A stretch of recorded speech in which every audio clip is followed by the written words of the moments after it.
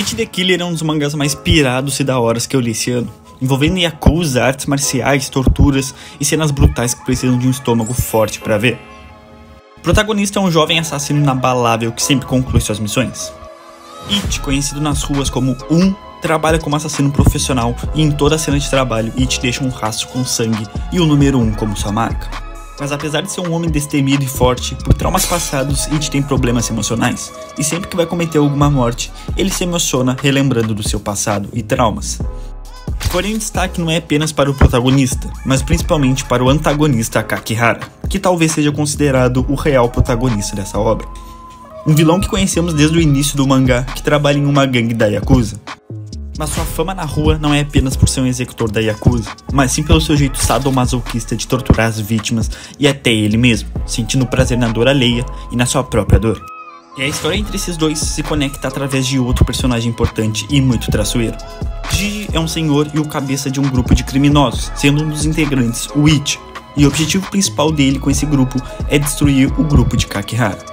E Jiji é um velho muito inteligente, graças a ele que o grupo planejou um roubo milionário de uma gangue na qual o Kakihara, antagonista, participa.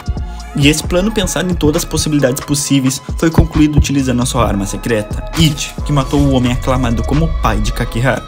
Mas é apenas uma forma respeitosa de chamá-lo, ele não é exatamente o pai de sangue de Kakihara. E além das mortes, o grupo levou todo o fundo financeiro que a gangue guardava no cofre, os deixando completamente falidos e furiosos em busca da pessoa que fez isso. E a partir daí, digamos que começa um gato e rato entre esses três personagens, e o leitor sempre observando e muitas vezes sendo enganado pelo próprio Jiji, que consegue criar diversas mentiras e reviravoltas na história. O mangá foi lançado em 1988 por Hideo Yamamoto, autor de outra obra famosa que fez muito sucesso nos seinens psicológicos, Homúnculos. Um mangá que eu já li e gostei muito e recomendo demais para quem curte essa pegada mais reflexiva sobre a vida, e sem falar que é relativamente curto, então dá para ler em poucos dias. Mas seu grande sucesso mesmo foi com It, terminando com 103 capítulos e sendo adaptado até mesmo em filmes e uma adaptação animada do episódio piloto da obra, porém não teve continuação. E talvez seja até pela censura da obra, porque seria muito difícil adaptar em animação sem ter que censurar todas as cenas perturbadoras. E acredite, eu procurei um pouco mais sobre o filme e durante sua estreia muitos espectadores desmaiaram e vomitaram com tanta violência e cenas brutais no filme. E só de ler isso já dá pra imaginar que eles se adaptaram fielmente ao mangá, que é completamente perturbador em algumas cenas também.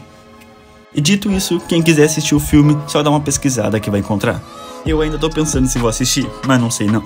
E voltando pro mangá e contando um pouco mais sobre It, com o decorrer da obra a gente percebe que It tem um coração até que gentil, e tem certos momentos que ele demonstra preocupação com pessoas mais fracas e indefesas, assim como ele é. E um exemplo disso é um garotinho que surge na vida dele por estar sofrendo bullying, então It começa a treinar para que ele possa se defender sozinho. E tocando nesse assunto de autodefesa, It domina muito bem essa questão, e isso é o que faz ser um assassino bem preparado. E quando ele vai cometer alguma morte, ele usa uma armadura com um símbolo nas costas. Mas não apenas isso, em seus pés ele utiliza lâminas afiadas para poder fatiar suas vítimas. Pelo que a gente observa, o It tem sua base no Taekwondo com diversos chutes poderosos e rápidos sendo utilizados para cometer seus assassinatos. Por mais que It seja uma ferramenta de matar, muitas vezes percebemos que ele é apenas um garoto com traumas passados e que foi direcionado a esse caminho por Jiji. Mas agora já envolvido, ele apenas segue treinando para se manter cada vez mais forte e também proteger pessoas próximas ou servir ao velho Jiji. E uma das cenas que me impactou bastante sobre It foi na qual ele invadiu a casa de um homem que humilhava e agredia a mesma prostituta que It visitava. E uma certa noite It a viu toda machucada e com queimaduras, e chorando ela havia dito que queria matar esse homem. E o It ouviu isso de forma bem clara, então ele tomou a iniciativa de fazer o trabalho para ela e assim defender os mais fracos. Então ele invadiu a casa desse homem e frente a frente It começou a ter flashbacks de uma cena na qual viu colegas da escola abusando de uma garota. E ao ver o olhar de desespero dela, It começou a chorar junto. E ao olhar o rosto daquele homem, It viu a semelhança dele com os mesmos garotos que abusaram da jovem. E sem pensar muito, ele utilizou seu chute com a lâmina afiada para dividir o homem em duas partes, na própria casa. Porém o mais bizarro não foi só isso, mas o que veio a seguir com o corpo partido ao meio. It simplesmente começou a se masturbar na cena do crime. E foi muito bizarro ver isso, é como ele estivesse deixando seu rastro na cena do crime. E essa bizarrice não foi a primeira vez. No início do mangá, quando a gente conhece o Sr. Jiji, responsável pelo grupo de criminosos que It faz parte, a gente vê o plano em ação do grupo para roubar milhões de uma gangue famosa. E E o plano consiste em invadir a mansão conhecida por ter cerca de 80% de criminosos residindo nela. Porém, em um certo andar e quarto, havia um cofre que armazenava uma quantia absurda de fundos financeiros de uma gangue. Mas esse quarto não estava vazio, e havia um homem membro da gangue aproveitando com uma mulher. E para resolver isso, It foi acionado a fazer o trabalho. E após receber a ligação que já tinha sido feito o trabalho, os membros foram até o quarto para arrombar o cofre. Mas antes disso, eles se depararam com uma cena sangrenta que It deixou. Uns corpos ensanguentados e estourados, e principalmente um rastro que It deixou se masturbando na cena e misturando com seu sangue, deixando claro que é um padrão do It fazer isso no seu trabalho. E depois de eles limparem toda essa sujeira para não deixar rastro algum, eles arrombaram o cofre e levaram todo o dinheiro que havia lá. Mas o problema em questão é que eles não estavam mexendo com uma gangue qualquer, mas sim com a gangue de um homem sadomasoquista e perturbado o suficiente para sentir prazer ao torturar suas vítimas. E o homem que foi morto por It no quarto era considerado o pai de Kakihara. E saber que ele foi morto brutalmente o motivou a ir atrás dos culpados disso e recuperar o dinheiro e com certeza os punir. E a partir daí que as coisas começam a ficar cada vez mais sinistras. Kakihara começa a buscar na cidade o culpado disso, e sem medo algum ele faz o que é necessário com os suspeitos que aparecem na sua frente. Porém algo inesperado acontece. E o Jiji, sim, o velho que planejou tudo, voltou e se aproximou do mesmo cara que ele roubou, se arriscando totalmente nas mãos de Kakihara. E o plano inicial de Jiji sempre foi destruir com a gangue de Kakihara, e com isso ele brinca com eles. Ele surge para Kakihara como tivesse uma informação sigilosa do suspeito que roubou a sua gangue, no caso ele mesmo, porém só a gente sabe disso. E Jiji começa a inventar uma história envolvendo os chineses e outras gangues do mesmo distrito, utilizando um jogo mental e com boatos para causar uma disputa entre os próprios yakuzas. E com Kakihara acreditando sobre o boato, ele vai atrás do primeiro suspeito, e sem piedade alguma ele o tortura até tirar a informação que precisa. Porém a tortura de Kakihara não é pouca coisa, ele literalmente queimou a pele do homem com água fervente, o fazendo remover as tatuagens das costas. E além disso, fez ele colocar o rosto na mesma água fervendo, o deixando desfigurado, e tudo isso sem ter certeza se ele era realmente o culpado de tudo.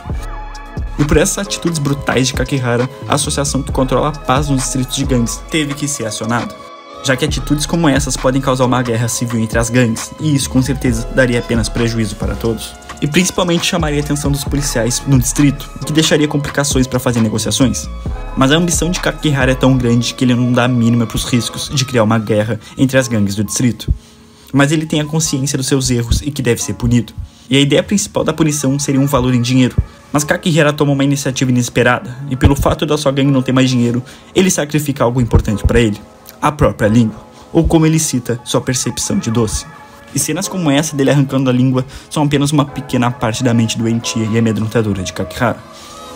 E tudo começa a ficar mais sinistro no momento que o grupo de Kakihara é expulso da associação de gangues no distrito. Ser expulso, digamos que o fez perder as ligações com as grandes gangues da cidade, e com isso proteção e negociações também se perderam, tornando o grupo de Kakihara apenas mais um grupo de gangues qualquer que convive nas ruas. Mas obviamente, com a sua mente doentia e correndo por vingança, Kakihara tornou um caos e virou uma terra sem lei. Pelo menos para a gangue dele, invadindo os locais e comércios, matando todos na sua frente e sempre torturando ao seu prazer em busca de achar o culpado do roubo que levou todo o dinheiro da gangue. E essa história se torna algo muito interessante pro leitor, é como a gente estivesse vendo a perspectiva de cada personagem e seus próximos passos, até de alguma forma eles se conectarem novamente. Com o Jiji tentando destruir Kakihara, Kakihara sempre em busca do culpado e se rebelando contra o próprio distrito. E It no meio disso tudo se tornando apenas um peão e tentando resolver seus traumas passados que o afetam até hoje. Falando um pouco mais em geral da obra, no quesito da arte do autor, eu realmente curti demais. Eu cheguei a notar a semelhança dos traços com a obra Homúnculos antes de saber que era o mesmo autor. E não tem como negar que o Yamamoto sabe muito bem se expressar com a arte e até mesmo em cenas brutais. Tem cenas de tortura que eu fiquei, meu Deus, como que esse cara pensou e visualizou isso numa arte, é totalmente bizarro. E sempre uma arte sombria com aquele toque de arte bem nos anos 90 que eu acho muito da hora. Eu ainda não terminei toda a obra, mas pretendo fazer isso rápido porque eu fiquei bem animado em ler esse mangá. Eu sempre curti mangás com artes marciais e violência, apesar de não curtir tanto essa violência brutal, que chega a ser desconfortante algumas vezes, mas dá pra relevar. Mangá seinen me chama a atenção pelo fato de conseguir relacionar e imaginar isso realmente na vida real, sem essa coisa de poderes e tudo mais de shonen. E muitas vezes, analisando os personagens, a gente consegue ter reflexões pra nós mesmos. Espero que vocês tenham gostado do vídeo, foi um pouco diferente do que eu tô acostumado, mas eu amo fazer isso e me esforço ao máximo pra trazer um conteúdo bom pra vocês. Obrigado a todos que estão fazendo parte dessa jornada. Valeu, falou!